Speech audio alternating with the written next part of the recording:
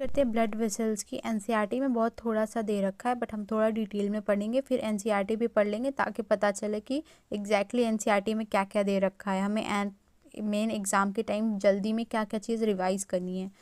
तो general structure और artery और वीन्स की बात करें तो दोनों के पास 3 लेयर होती हैं। आउटर मोस्ट लेयर को ट्यूनिका एक्सटर्ना बोलते हैं, जो कनेक्टिव टिश्यू की बनी हुई होती है, और इसमें कोलेजन और इलास्टिक फाइबर्स भी हो सकते हैं। मिडल लेयर के दो पार्ट होते हैं, स्मूथ मसल और इलास्टिक फाइबर से बनी हुई होती है। एंड सबसे अंदर वाली tunica interna inner most layer होती है, ये भी 3 लेयर से बनी होती है। एंडोथीलियम सेल यानी सिंपल स्क्वैमस एपिथेलियम और बेसमेंट मेम्ब्रेन और इलास्टिक फाइबर्स की बनी हुई होती है। अब हम लोग आर्टरी और वीन की बात करते हैं।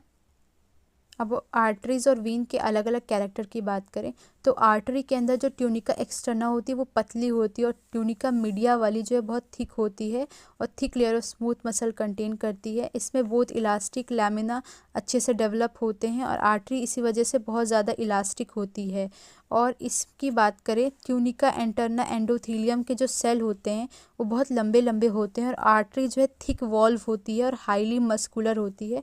और आर्टरी के पास कोई भी वॉल्स नहीं होती, यानी वॉल्स यानी इस तरीके से बना हुआ स्ट्रक्चर, यानी जो क्लोज होती है ना वॉल्स, जो हमने हार्ट में भी पढ़ी थी। और आर्टरी का जो है ब्लड प्रेशर हाई रहता है। आर्टरी हमेशा ब्लड जो है बॉडी से हार्ट से बाहर ही लेके जाती है, और आर्टरी कभी भी कोलैप्सेबल नहीं होती है। वीन्स की बात करें तो वीन्स में ट्यूनिका एक्सटर्ना वेल डेवलप्ड होती है, थिक होती है। ट्यूनिका मीडिया जो स्मूथ मसल की होती है वो बहुत थिन होती है, बहुत कम उसमें स्मूथ मसल्स होते हैं। और इलास्टिक लैमिना इसके अंदर एब्सेंट होता है, तो वीन्स इलास्टिक नहीं होती हैं। और ट्यूनिका इंटरना के जो एंडोथीलियम सेल होते हैं वो बहुत छोटे छोटे होते हैं, ज़्यादा इलोंगेटेड नहीं होते हैं। वीन्स थिन वॉल्ड होती है और नॉन मस्कुलर होती है। वीन्स के पास वॉल्स होते हैं इस तरीके से ताकि ब्लड का बैक फ्लो ना हो पाए, और वीन्स का जो ब्लड प्रेशर होता है वो लो रहता है।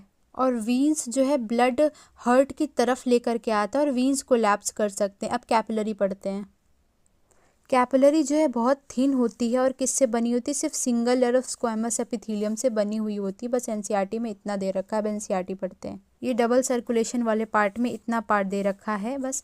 The blood flow strictly by a fixed route of through blood vessels the arteries and veins. Basically each artery and vein consist of 3 layers: an inner lining of squamous endothelium, the tunica intima, a middle layer of smooth muscle and elastic fiber, and the tunica media, and an external layer of fibrous connective tissue with collagen fiber, the tunica externa. The tunica media is comparatively